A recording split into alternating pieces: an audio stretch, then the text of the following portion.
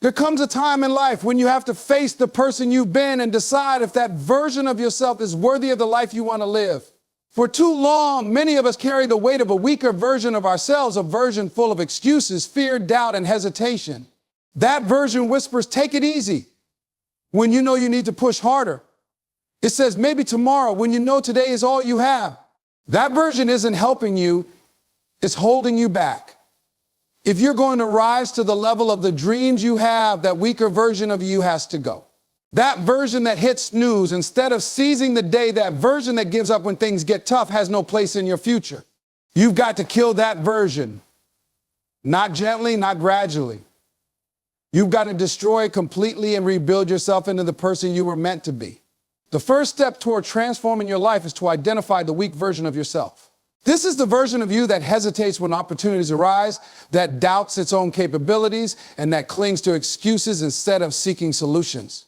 It's the voice in your head that tells you it's too hard or you can do it later, and every time you listen to it, it grows stronger. Identifying this version is critical because you can't change what you don't acknowledge. You have to face it head on without denial, without sugarcoating the truth, and without blaming external circumstances for its existence. Take a moment to reflect on your daily habits and thought patterns. Where do you find yourself falling short? Maybe it's hitting snooze on your alarm instead of waking up early to pursue your goals.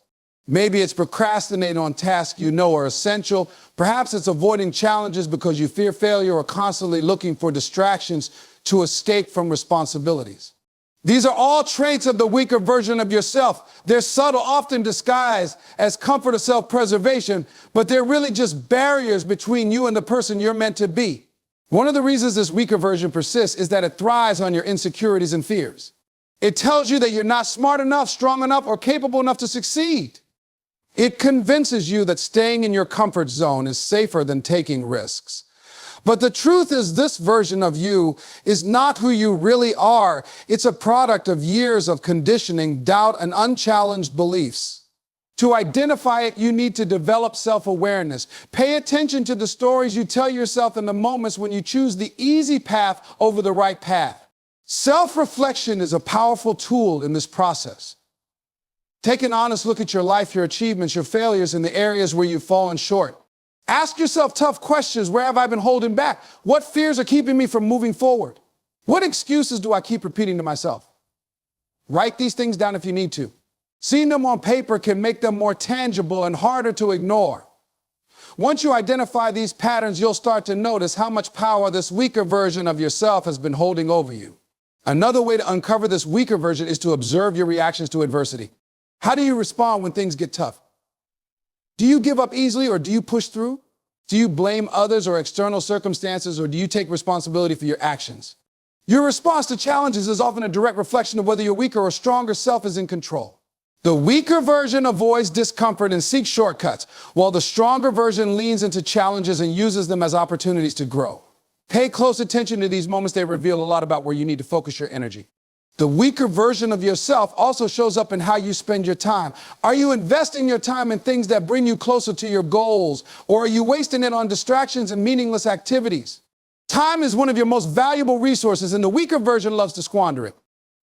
Hours spent scrolling through social media, binge-watching TV shows, or engaging in unproductive conversations are all signs that this version of you is in control. Identifying these patterns requires brutal honesty with yourself. It's not about feeling guilty, it's about recognizing where change is needed. Sometimes the weak version of yourself is tied to your environment, the people you surround yourself with, the places you spend your time, and the energy you absorb from those around you all influence who you become. If you're surrounded by negativity, laziness, or mediocrity, it's easy for the weaker version of yourself to take the lead. On the other hand, being around people who inspire you, challenge you, and hold you accountable can help you rise above your limitations.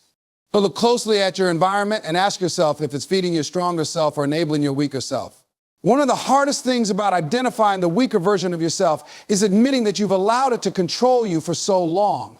It's easy to point fingers at external circumstances, your upbringing, your finances, your job, or even other people, but the reality is you are responsible for the choices you make. Recognizing this is not about blaming yourself, it's about empowering yourself. When you accept that this weaker version is something you built over time, you also accept that you have the power to dismantle it. As you go through this process, be patient with yourself. Identifying the weak version of you isn't about beating yourself up. It's about becoming aware. Awareness is the first step toward change. Once you see it, you can't unsee it. And that's a good thing because now you have a choice. You can continue letting this version of you hold you back, or you can take the first step toward building the stronger, resilient version of yourself. Taking full responsibility for your life is one of the most powerful steps you can take toward personal transformation. This is about owning your actions, your decisions, and ultimately your outcomes. So it's recognizing that where you are right now is not the result of what someone else did or didn't do, but rather the accumulation of your own choices and responses. It's easy to fall into the trap of blaming circumstances, other people, or even bad luck for the challenges you face. But the moment you shift your mindset and take full responsibility, you reclaim your power. Responsibility means no longer looking for excuses or scapegoats. It means letting go of the idea that life happens to you and embracing the reality that life happens through you. While you may not control every event in your life, you always control how you respond. And your responses shape your reality far more than the events themselves. People often give away their power by playing the victim, by saying, this isn't my fault or I can't do anything about this. But those are just stories we tell ourselves to avoid the uncomfortable truth that change begins and ends with us. To take full responsibility, you must first examine how you've been navigating life. So look at the areas where you're thriving and the areas where you're struggling. For the parts of your life that aren't where you want them to be, ask yourself, what choices have I made to contribute to this? What habits have I allowed to persist that keep me stuck? What beliefs am I holding on to that limit my potential? These questions might be hard to answer, but they're necessary. Responsibility starts with honesty, even when the truth is uncomfortable. Many people resist taking full responsibility because it's easier to blame external forces.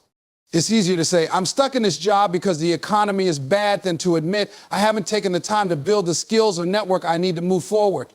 It's easier to say I can't lose weight because my family has bad genetics than to acknowledge I haven't been consistent with my diet and exercise. But every time you blame something outside of yourself, you give away a little bit more of your power. You convince yourself that you're helpless, that your circumstances are unchangeable, and that success is out of your reach. Responsibility is not about self-blame or beating yourself up for past mistakes. It's about owning the fact that regardless of what has happened to you, you are still in control of what happens next. You may not have been able to control how you grew up, but you can control how you choose to live now. You may not have been able to control how someone treated you, but you can control how you let it affect your future. Taking responsibility is about shifting from a mindset of reaction to a mindset of creation. It's no longer about what others have done, it's about what you will do. When you take full responsibility, you also begin to recognize the power of your choices. Every choice you make, no matter how small, either moves you closer to life you want or further away from it. Skipping a workout, procrastinating on a project, or spending money impulsively may seem insignificant in the moment, but over time, these small choices compound. The same is true for positive choices.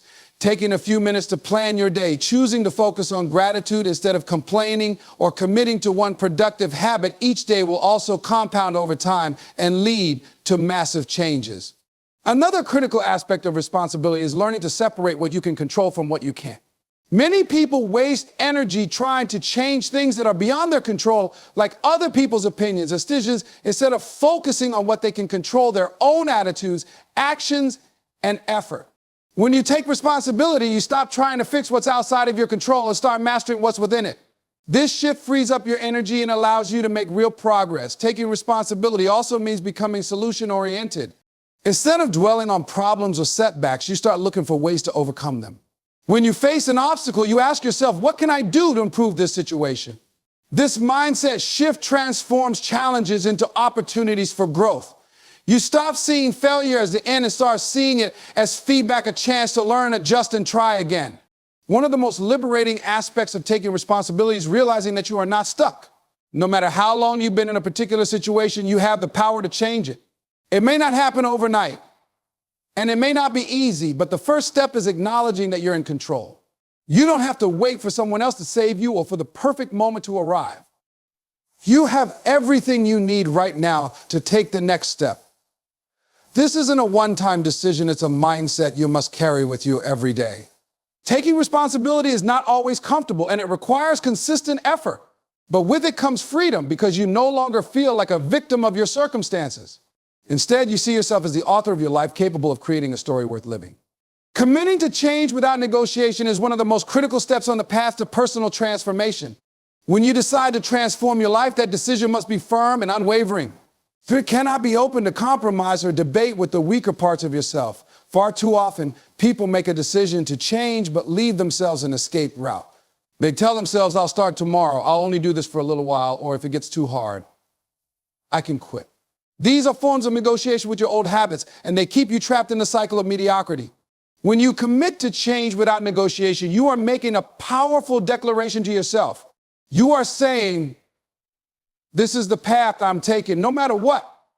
It's about removing the option to go back to your old ways, no matter how tempting they might seem. This level of commitment requires clarity and focus. You must have a clear vision of the change you want to make and a strong enough why to keep you moving forward, even when it gets tough. Without a compelling reason, your resolve can falter, and the weaker version of yourself will start negotiating its way back into control. One of the biggest challenges in committing to change is dealing with the internal voice that tries to pull you back to comfort. This voice might tell you just this once won't hurt, or you've done enough for today. It thrives on moments of weakness and uses them to erode your commitment. To silence this voice, you need to develop a mindset of non-negotiability. This means that no matter how tired, unmotivated, or tempted you feel, you stick to your plan. You don't give yourself the option to quit or take shortcuts. You remind yourself that your commitment is not up for debate. Discipline plays a huge role in this process. When you commit without negotiation, you are essentially training your mind to follow through on your decisions, regardless of how you feel in the moment. Feelings are fleeting, they come and go, but your commitment must remain constant. This is why discipline is more reliable than motivation. Motivation can be high one day and low the next, but discipline ensures that you show up and do the work even when you don't feel like it. It's the anchor that keeps you grounded when the storms of doubt and resistance try to knock you off course.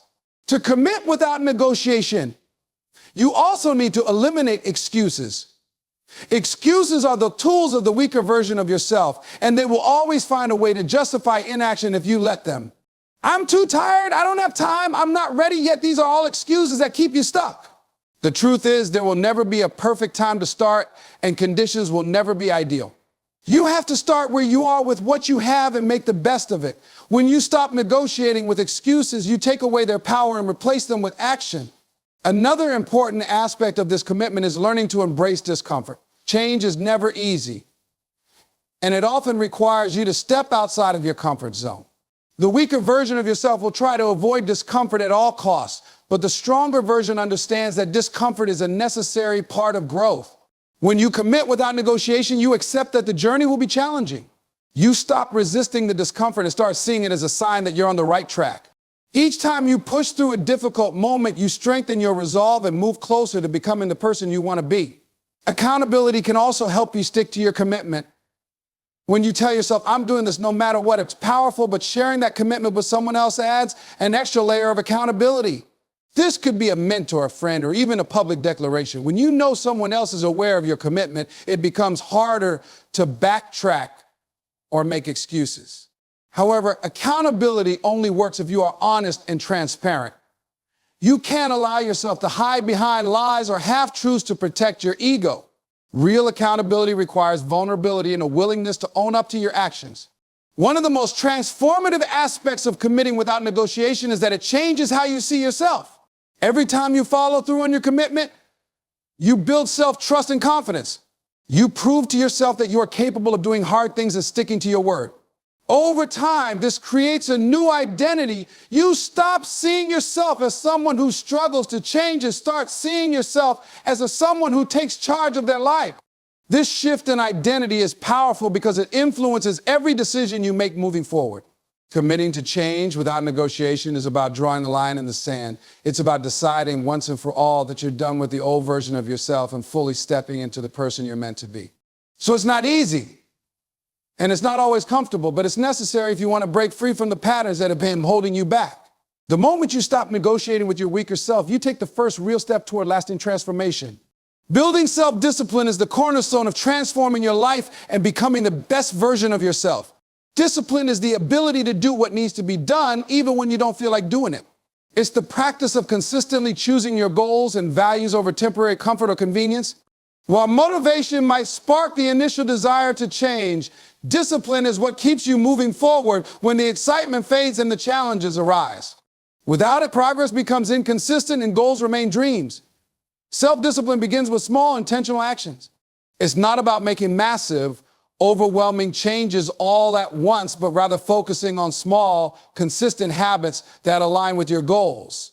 For example, if you want to get in shape, discipline means committing to regular exercise even when you're tired or the weather is bad. If you're working toward financial stability, it means creating a budget and sticking to it, even when temptations to splurge arise.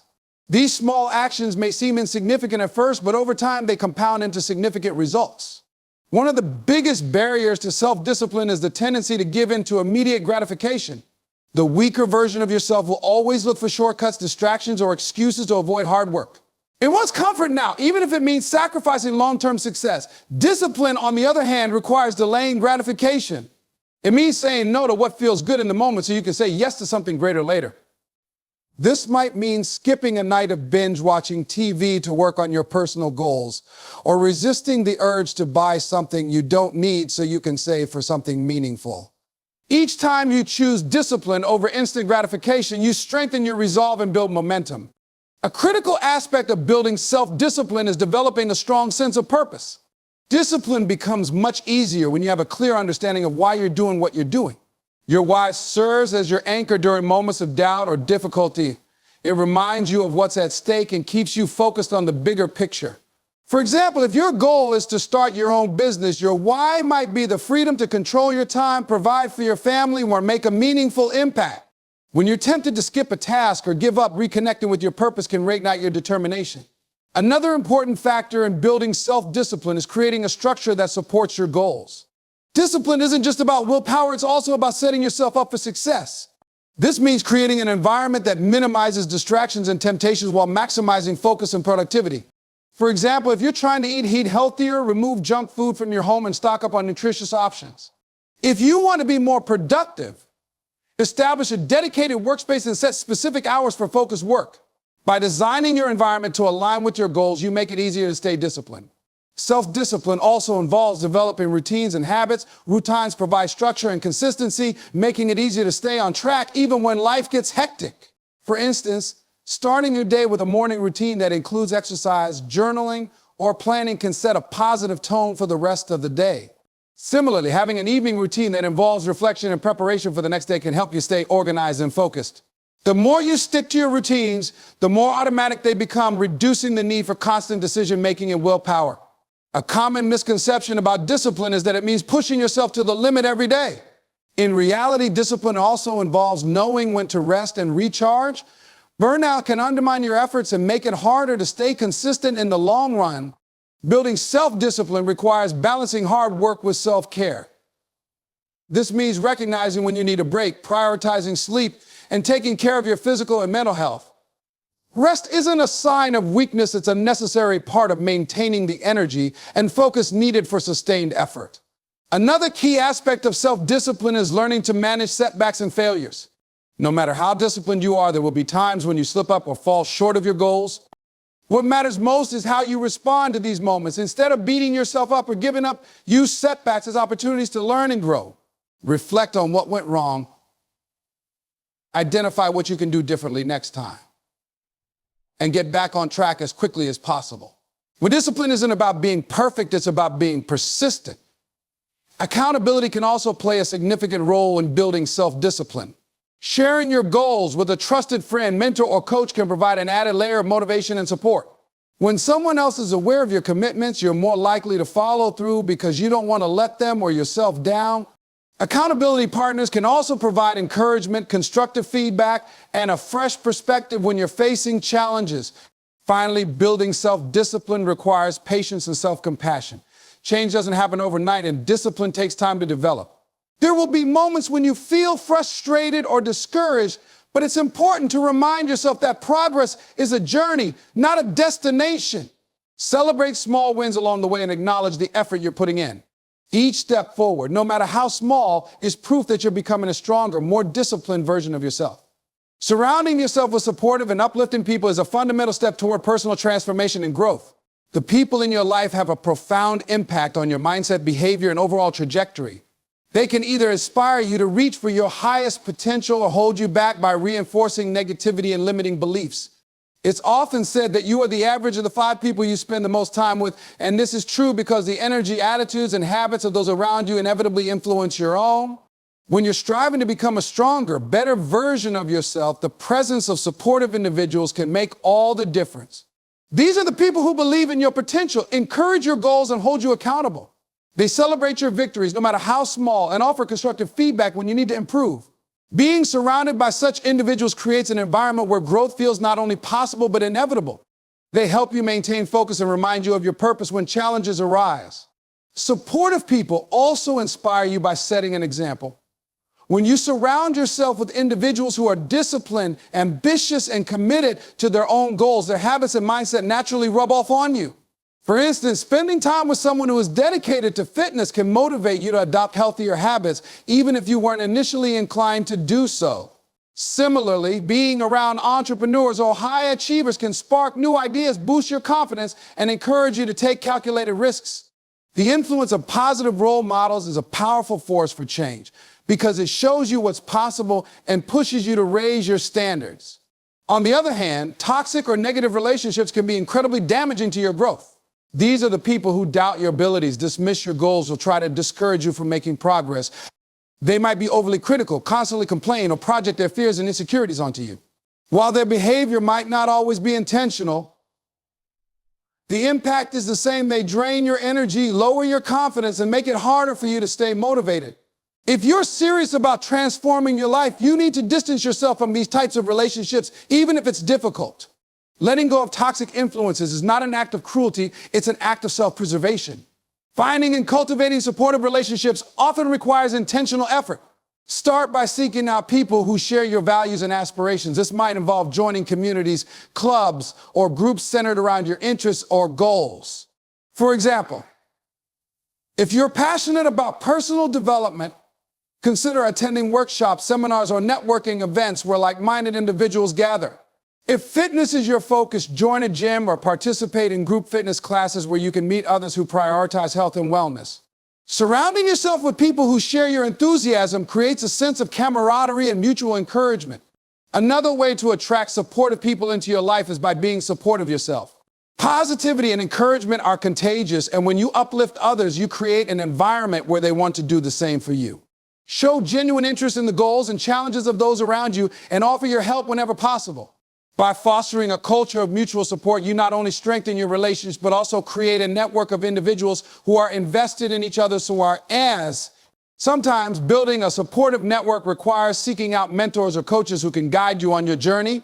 Mentors are individuals who have already achieved what you aspire to accomplish, and they can provide valuable advice, insights, and encouragement. A good mentor helps you navigate obstacles, identify opportunities, and hold yourself accountable to your goals. Similarly, a coach can offer structured support and help you develop the skills and mindset needed for growth.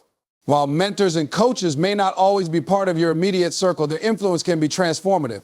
Family and friends are often the most significant relationships in your life, but they may not always provide the support you need. In some cases, loved ones might struggle to understand your goals or feel threatened by your desire to change. When this happens, it's important to communicate openly and honestly about your intentions. Let them know why your goals matter to you and how their support can make a difference. While not everyone will fully understand or agree with your choices, expressing your feelings can help build bridges and foster a sense of understanding.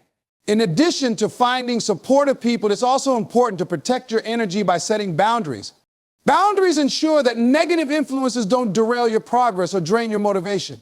This might mean limiting the time you spend with individuals who bring you down or avoiding certain conversations that lead to unnecessary conflict. Setting boundaries is not about cutting people off completely. It's about prioritizing your well-being and ensuring that your relationships are healthy and constructive. Lastly, remember that building a supportive circle is an ongoing process. People change, circumstances shift, and your goals may evolve over time. As you grow, it's important to continually evaluate your relationships and ensure they align with your current values and aspirations. This doesn't mean you should abandon old friendships, but it does mean being intentional about the energy you allow into your life. Surrounding yourself with uplifting people is not just about finding the right individuals, it's about creating an environment that supports your growth and helps you become the person you're striving to be. Mastering your mindset is the key to transforming every aspect of your life, as your thoughts are the foundation of your reality. The way you think determines the choices you make, the actions you take, and ultimately the results you achieve. Your mind can either be your greatest ally or your most persistent enemy, depending on how you train and nurture it. To kill the weaker version of yourself and unlock your full potential, you must develop a mindset that empowers you to overcome obstacles, embrace growth, and stay focused on your goals. The first step to mastering your mindset is to become aware of your thoughts and how they influence your emotions and behavior. Many people operate on autopilot, allowing their minds to be consumed by negative patterns of doubt, fear, and self-criticism. These thoughts often stem from past experiences, failures, or the opinions of others, and they can trap you in a cycle of inaction and low self-esteem. Breaking free from the cycle requires mindfulness, a conscious effort to observe your thoughts without judgment and challenge that do not serve you. When you catch yourself thinking, I can't do this, ask yourself, is that really true, or is it just my fear talking? By questioning and reframing negative thoughts, you can begin to replace them with positive, empowering beliefs. Another crucial aspect of mastering your mindset is embracing a growth-oriented perspective. A fixed mindset, the belief that your abilities and intelligence are static, leads to a fear of failure and a reluctance to take risks. On the other hand, a growth mindset sees challenges as opportunities to learn and grow. Instead of viewing setbacks as evidence of inadequacy, a growth mindset views them as valuable lessons that bring you closer to success. For example, if you fail to achieve a goal, a fixed mindset might lead you to give up, thinking you're not good enough. A growth mindset, however, encourages you to analyze what went wrong, adjust your approach, and try again with greater determination. Cultivating this mindset requires a willingness to step outside your comfort zone, take risks, and view failure not as an endpoint but as part of the journey. One of the most powerful tools for mastering your mindset is visualization. Visualization involves creating a mental image of the person you want to become and the life you want to create. When you regularly visualize your goals with clarity and emotion, you train your brain to focus on what you want rather than what you fear. This practice activates your subconscious mind and helps you align your actions with your aspirations. For instance, if your goal is to excel in your career, visualize yourself confidently leading a project, receiving recognition for your efforts, and achieving your desired level of success. The more vivid and detailed your mental imagery, the more your mind will work to turn that vision into reality. Positive affirmations are another effective way to reprogram your mindset. Affirmations are statements that reinforce empowering beliefs about yourself and your abilities. By repeating affirmations daily, you can overwrite self-doubt and negativity with confidence and optimism. For example, if you struggle with procrastination, an affirmation like, I am disciplined, focused, and capable of achieving my goals can help shift your mindset and encourage action. The key is to use affirmations consistently and pair them with meaningful actions that support your progress. Gratitude is another mindset-shifting practice that can transform the way you approach challenges and setbacks. When you focus on what you're grateful for, you shift your attention away from scarcity and limitations and toward abundance and possibility. Gratitude helps you recognize the progress you've already made and the resources available to you, making it easier to stay motivated and resilient. Start by writing down 3 things you're grateful for each day, no matter how small. Over time, this simple habit can create a more optimistic and empowered mindset. Another important component of mastering your mindset is learning to manage stress and maintain emotional resilience. Life will inevitably throw challenges your way, but your ability to respond with a calm and focused mind makes all the difference. Practices like meditation, deep breathing, and journaling can help you process your emotions and regain clarity during difficult moments. When you learn to control your emotional responses, you prevent negative thoughts from taking over and derailing your progress. Resilience is not about avoiding challenges, it's about developing the mental strength to navigate them with grace and determination. Your environment also plays a critical role in shaping your mindset. Surround yourself with people, experiences, and influences that uplift and inspire you. The content you consume, books, podcasts, social media should align with the mindset you want to cultivate. If you fill your mind with stories of perseverance, success, and positivity, you'll naturally adopt a similar outlook. Conversely, exposing yourself to negativity or toxic influences can reinforce limiting beliefs and drain your motivation. Be intentional about curating an environment that supports your mental growth and keeps you focused on your goals. Mastering your mindset requires consistent effort and self-awareness. Just as you would train your body through regular exercise, training your mind involves daily practices that reinforce positive habits and beliefs. Set aside time each day for reflection, whether through journaling, meditation, or goal setting. Celebrate your wins, no matter how small, and remind yourself of your progress. The process of mastering your mindset is ongoing.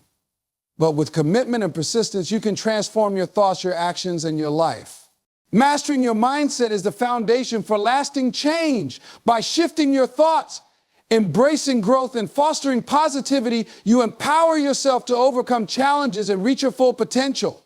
A strong, focused mind creates a strong, focused life.